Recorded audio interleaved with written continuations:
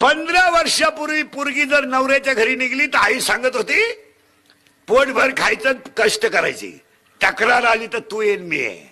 का सांगत होती? येडी होती ती. ती का सांगायची माहिती का? उद्या जर माझं शरीर थकलं तर मलाच भाकर मिळणार नाही, मी मुलीच्या संसाराचं वाटोळं का करावं? याचं तिला काय होतं? वा, शब्द पिढी झाला, ज्ञान होतं. मी उद्या घरी माझे शरीर थकलं का माझी सुनच मला भाकरी घालणार नाही, तर माझ्या मुलीचा मी संसार का उद्ध्वस्त करावा? पोटभर खाय, उपाशी राहायचं नाही. उपाशी राहाय वाटलं तर एक दिवस, पण घराची मान खाली होता कामा नये.